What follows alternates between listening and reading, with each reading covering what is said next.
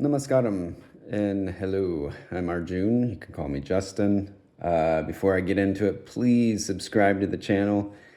Hit the like button. Give it a thumbs up, please. Subscribe, share it, comment, all that good stuff. I'm trying to grow this channel so then I can reach more people. I feel like my messages may not resonate with everybody, but so far I think there's at least a couple people out there, and hopefully I can reach more and it will resonate with more too.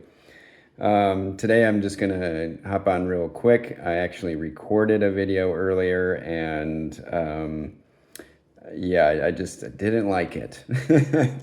Made some mistakes with explanations, or I just didn't like the way I explained it. So yeah, and then I had to go run some unexpected errands. I got a tattoo today, my first tattoo. I did it as a treat to myself. My birthday's coming up. I'm gonna be 44 here, and I've always wanted a tattoo. I've been working on a tattoo more in the vein of, no pun intended, of traditional Japanese style tattoo, but it's a design I've been working on for over 20 years. And I'm glad I waited because it's changed since becoming a Hindu and having more realizations about myself and about God and the world, the universe, faith, everything, past lives, all that. So I figured, though, let's do something, and let's do something that has deep meaning. And let's, start out small to make sure I want to actually get that huge tattoo later. So you can't see it now. I had to change the bandage, and it was a see-through bandage, but now it's one where you can't see. And I'll put up a picture. I've already posted some videos and pictures, but it's on the inside of my wrist on the other hand, and it says in Sanskrit, it reads Jai Shri Ram, or glory to Lord Ram, glory to God. And it's something that the epitome of what a good devotee looks like, Hanuman, the god Hanuman. Some of you may know him as like the monkey god, but he's Lord Shiva that incarnated into this mortal world to serve Vishnu or Sri Krishna in his avatar of Lord Rama. And so you often, will associate Hanuman with saying Jai Shri Ram, and he'll yell it, he'll scream it, he'll sing it, he'll chant it.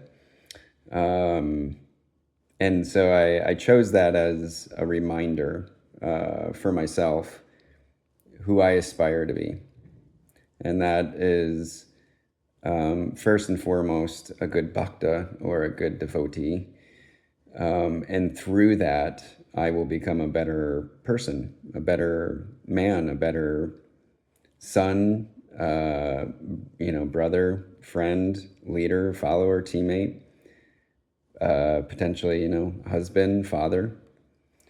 And again, the reason why I chose the Sanskrit names, Mahavir, Arjun, Das. Mahavir is a name, another name for Hanuman, and it means great warrior. And I made a post saying that, I didn't choose it because I think I'm some, badass, warrior, soldier, fighter, or something like that. I chose it because it is another name of Hanuman, and Hanuman, as I said, is like one of the greatest examples of what a devotee looks like. It has unalloyed joy always in his heart, and he always has God on his mind, and he's just happy no matter what to serve God.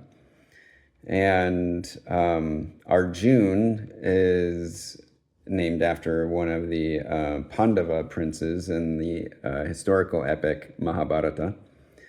And he is like essentially best friends with Krishna, who is God incarnate. And Krishna becomes his charioteer in the Kurukshetra war that happens towards the end of the Mahabharata epic.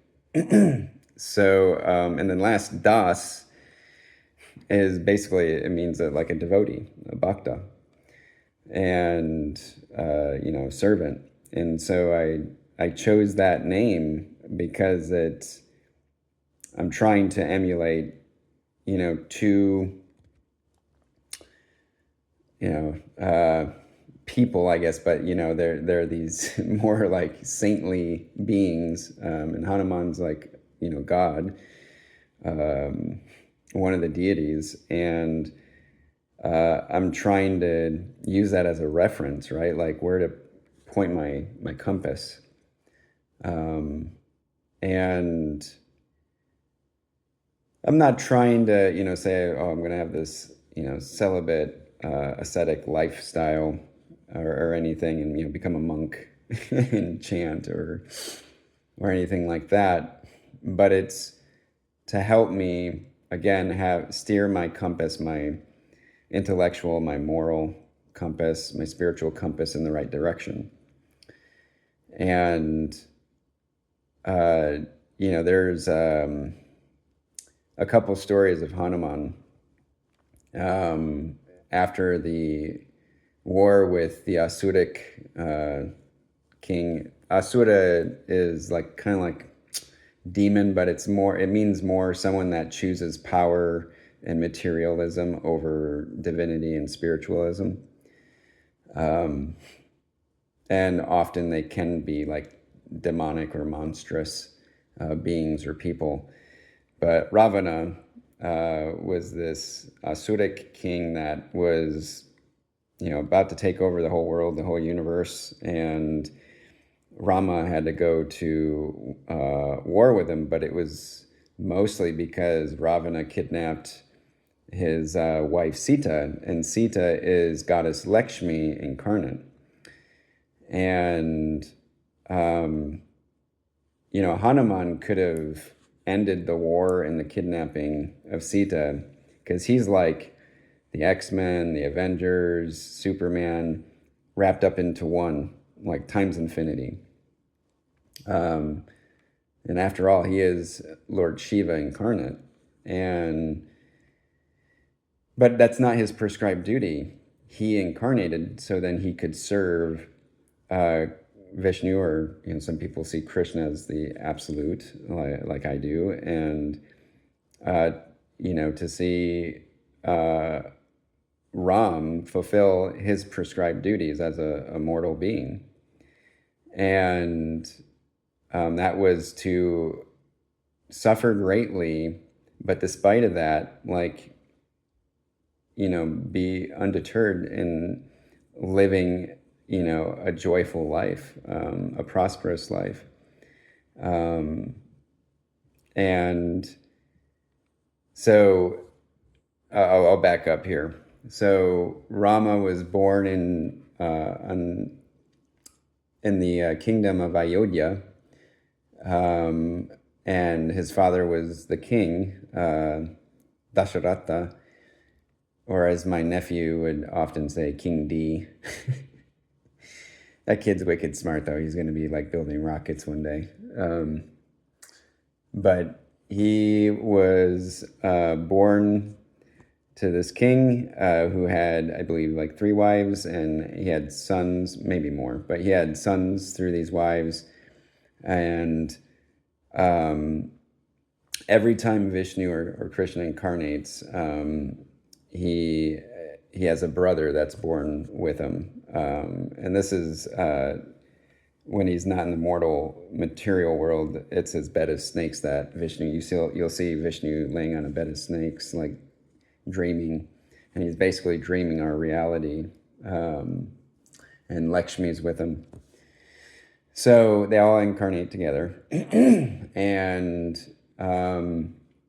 Rama was going to inherit the throne, but one of his half-brother's mothers was envious, and she was pretty much, I think, like poisoned by her handmaid, I think it was, into being envious. So she was granted by King Dasharatha that, she could have any wish, like anything that she wanted. She just had to ask him if he could make it happen. And so she cashed in on that wish. And she said, well, basically I want my son to inherit the throne. But, you must exile Ram to deep in the forest for 14 years. So with a heavy heart, he agreed. And I'm really simplifying this. The Ramayana is a huge epic. So I'm really dumbing it down. And so all those that know the story and are Hindu, forgive me, I'm just really simplifying it here. So his wife, Ram's wife Sita, was not going to leave his side, nor his brother Lakshman.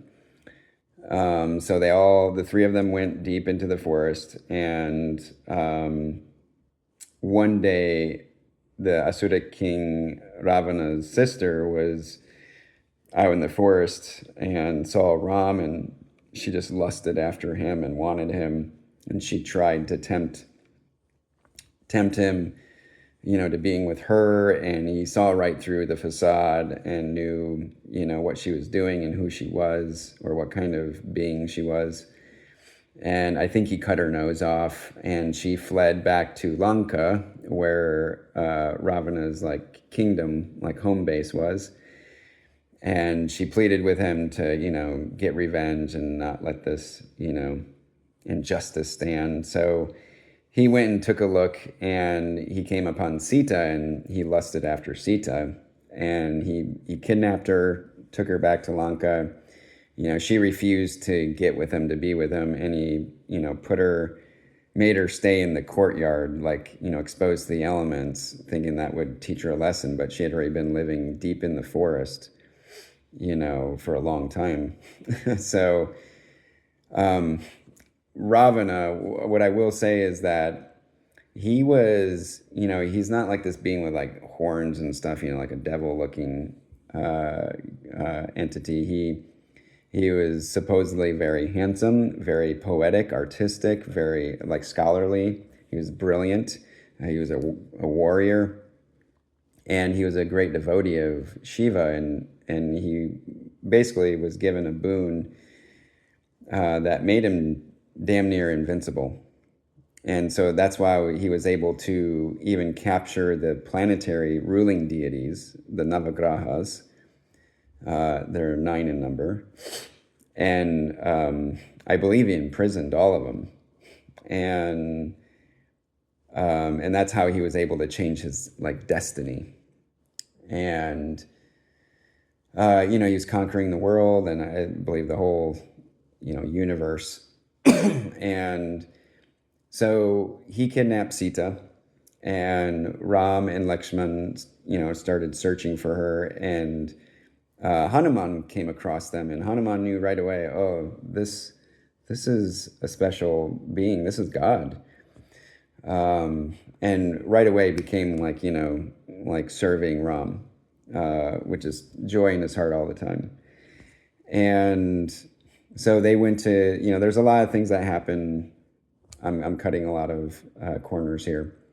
But they went to go look for Sita, and they had this army of Vanars, or monkey humanoid beings that Hanuman's, from.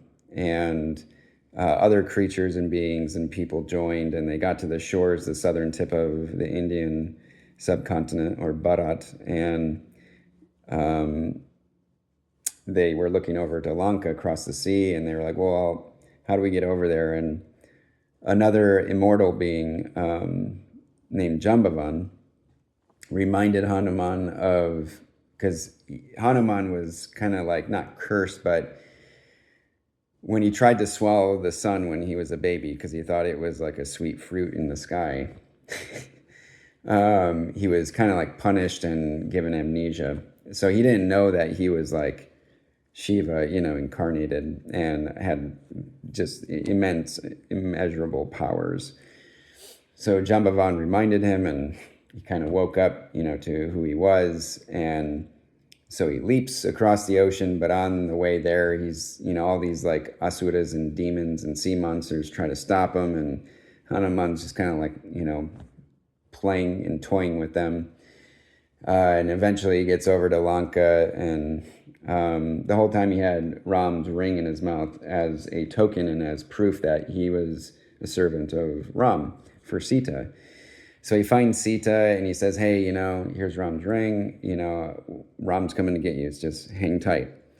And Hanuman lets himself get captured by Ravana's soldiers and forces, and they tie him up, and they're, trying to intimidate him, and they're like, well, we're going to light your tail on fire. And they light it on fire.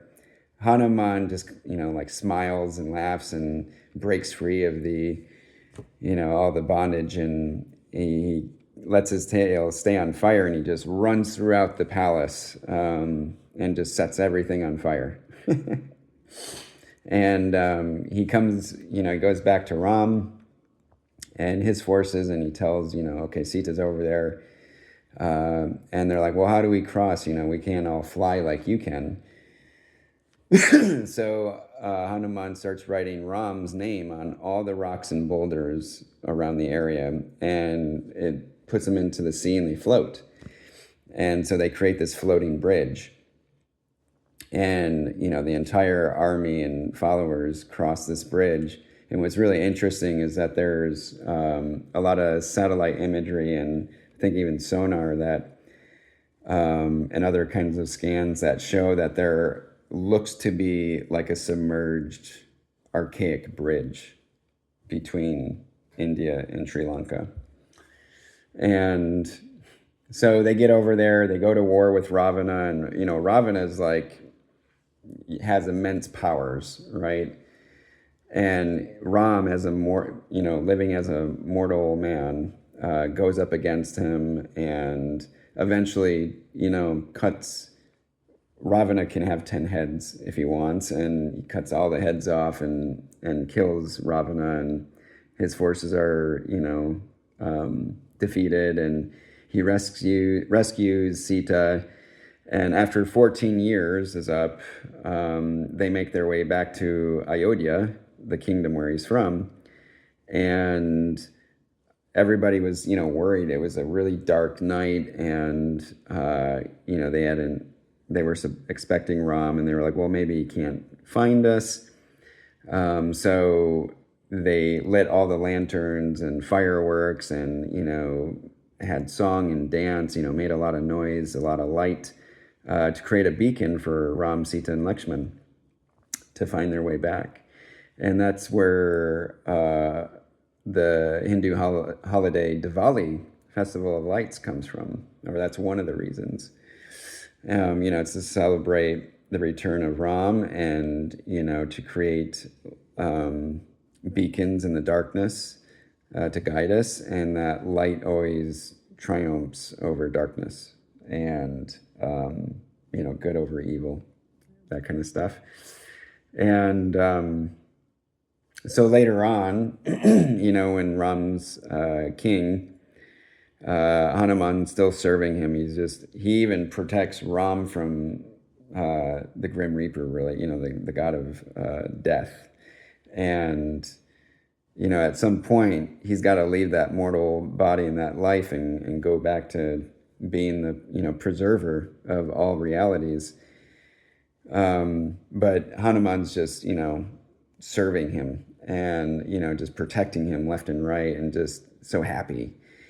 And he was given a gift, which was like, I think like a necklace of gems or something. And he was, looking at it, really scrupulously. And then he started biting the gems and cracking them. And the court's like, what are you doing? That's a gift, from Sita. Like, why are you breaking that, destroying the gift? And he's like, well, I want to make sure Ram's in there. If Ram's not in there, then like it's useless to me. And they start laughing at, stupid Hanuman. silly. And they're like, oh, so do you have like Ram in your heart? Ram and Sita in your heart? And he's like, well, yes, I do. And he rips, you'll see these images of like Hanuman ripping his chest open, and in his heart is Ram and Sita. And everybody's just shocked because they're like, wow, he is a true devotee. And there's another story where Hanuman was he was watching Sita, and married Hindu women will wear this material, which is usually like turmeric, and it's called kumkum, and they'll put it down the part of, their hair in the center. You'll see that sometimes, like it will come down like this. And it's called sindoor. And so, he was watching her, and he asked, like, well, why are you doing that? And so she explained, like, well, it's to signify that I'm married, and I'm, showing my honor to be married to Ram and to be his wife. And, it's to show my pride and my respect. And so Hanuman's like, okay. So he goes out to the market, and he gets this big basket of sindoor, and he just dumps it all over his head. And so he's just red from head to toe, basically. And, he goes in the corner, and everybody is like laughing again. And they're like, why did you do that? And he's like, well, like, he's not criticizing Sita. He's like, she's a queen, and she's, meant to look beautiful and elegant. But I just have so much love for Ram that it's just like, well, I'm going to show how much I love him, how dedicated I am to him. And so that's why he, dumped it all over himself. And so you'll see pictures and statues where Hanuman's like really red, or statues where he's caked with, this material. So, I wanted to, tell some stories. It's going to be story time. I'll occasionally do that. I was saying I was going to explain more of this stuff here and there. And so I chose the Jai Shri Ram to remind me to be like Hanuman. And, eventually I'll probably add on to it. And then I was thinking on the other wrist, on the inside, I was gonna, do something else. And I'll wait to surprise y'all. But yeah, so now that every time I look down, I'll see that, it's on the inside of my wrist, but it's almost like God's walking with me, holding my hand. And to remind me, the actions that I take, like, am I doing it in God consciousness, Krishna consciousness, Ram consciousness, Hanuman consciousness, transcendental consciousness. Other people who are Christian, like Christ consciousness, right? So, and that's to remind me, to carefully execute my actions. And yeah, so, I wanted to share that today. It's not a frivolous tattoo or meaningless. It has very profound meaning for me. And it was, exciting, exhilarating, really, mixed feelings and emotions and thoughts throughout today about it. I'd been planning it for a little bit, but, and then, just joyful. Yeah. I would say that's how it's made me feel. And hopefully, it heals well, and I won't need too much touch up or anything like that. And, I'll show you that once it's fully healed again too. But yeah, I guess I just wanted to share that, share a little bit of my faith, background of why I got my first tattoo is Jai Shri Ram. And, also encourage people to, like, listen, this is what works for me, right?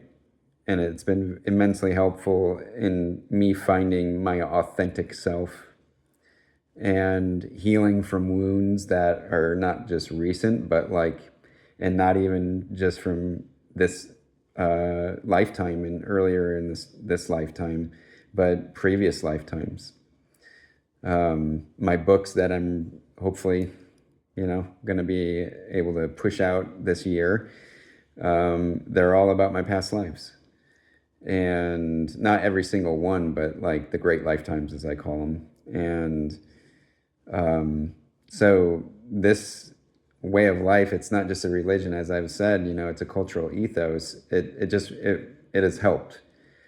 And I know people will have criticisms about any religion or belief system, and that's their right, And I wish everybody that, true success in finding what works for them to become step into their higher self, to become their most authentic self, to become a better person to themselves and others.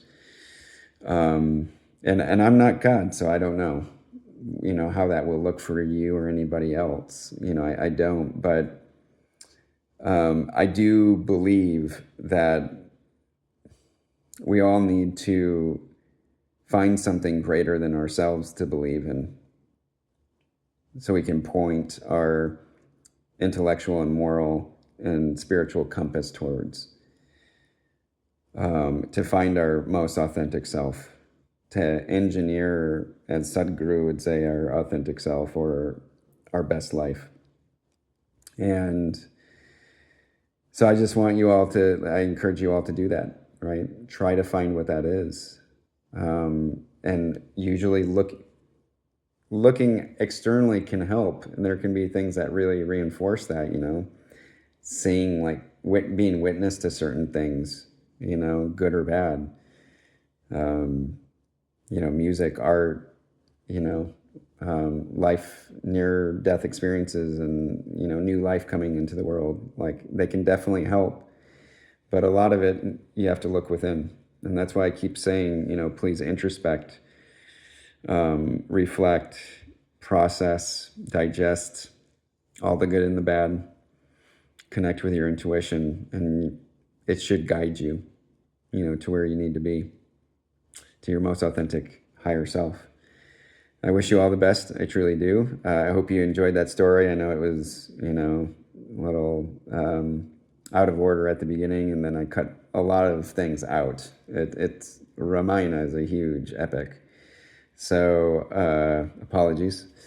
But yeah, I'll touch more on that in the future, and other ones like the Mahabharata. And yeah, but I hope you all are having a great day and evening now, wherever you are. And again, I truly wish you, like, good healing, true joy, and success. I honestly do. And Jai Shri Ram, and whatever, venture you start, whatever project you start, Om Gam Ganapataye Namaha. Forgot to say that at the beginning. I was thinking it, but I didn't say it. I forgot. So anyways, I'll talk to you next time. Take care.